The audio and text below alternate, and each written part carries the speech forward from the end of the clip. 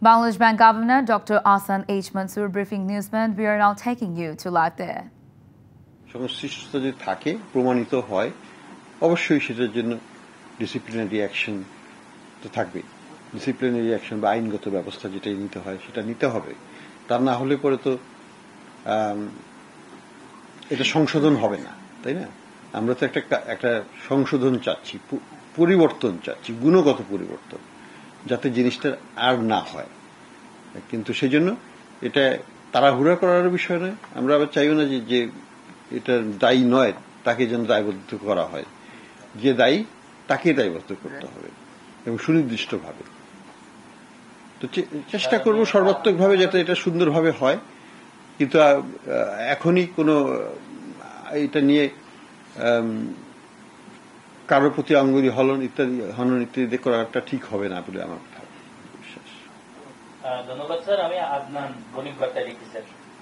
আপনাকে স্বাগত স্যার। আপনি মূল্যস্ফীতি নিয়ন্ত্রণের জন্য সবচেয়ে বড় কথা বলছেন যে মূল্যস্ফীতি নিয়ন্ত্রণ করতে হবে এবং খুব দ্রুত। স্যার, এই মুহূর্তে বাংলাদেশ ব্যাংকের সার্কুলেট নোট, ইস্যুকৃত নোট 3 লাখ কোটি টাকার বেশি এবং যার বেশিরভাগই হচ্ছে যে বাইরে। তো এই বেশিরভাগ বাইরে থাকা এই টাকা, এর মধ্যে তো বিপুল অংশ হচ্ছে যে কালো টাকা, যেগুলো আপনি সবসময় বলতেন যে তোষকের নিচে চলে গেছে কিংবা কোথাও হয়ে গেছে, আটকে আছে। এগুলোকে ইকোনমিতে আনার জন্য আপনার কি উদ্যোগ সবচেয়ে নিবেন সবার আগে? ইতিমধ্যে নানা মাধ্যমে আলোচনায় আসতেছে যে এই কালো টাকা বের করার জন্য 1000 টাকার নোট বাতিলের কোন সুযোগ আছে কিনা, সেরকম কোন পদক্ষেপ আপনারা নেওয়ার ইচ্ছে আছে কিনা স্যার?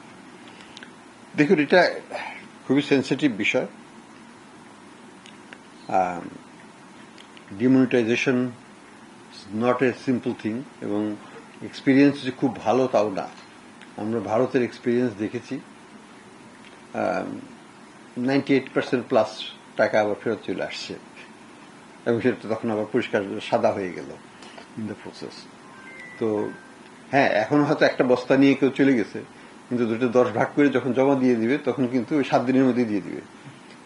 আমরা কিন্তু কাউকে ধরতে পারবো না। এখানে মুশকিল আছে। এটা সৎ উদ্দেশ্য নিয়ে করলেও আউটকাম নেসেসারিলি ভালো হয় না। তো যাই হোক, আমরা এটা বিবেচনায় নিব। কিন্তু কথা হলো যে আমি যে খুব একটা আশাবাদী হব যে ডিমনিটাইজেশন ঘোষণা করে দিলাম, ওই কালোটা ওই বস্তাগুলো আর ফেরত আসবে না, ওটা কিন্তু বাজারে চলে আসে। বিভিন্ন আত্মীয় স্বজন, বন্ধু বান্ধব, ড্রাইভার, তাদের থ্রুতে জমা হয়ে যাবে ব্যাংকে এবং আবার দেখা যাবে নতুন নোট নিয়ে তারা চলে গেল। তো এই কারণে কিন্তু ভারতের রঘুরাম রাজন কিন্তু তখন এটাকে এন্ডোর্স করে না এবং হি রিজাইন যে সেটা করবে না। তো হি prove two B right.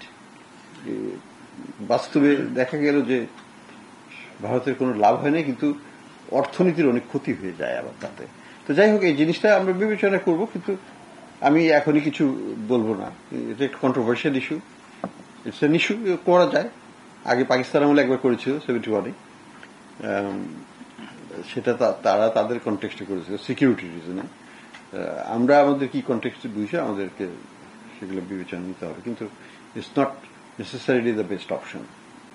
Sir, আমি রিজভি নওয়াজ, আমি চ্যানেলে রিপোর্টার।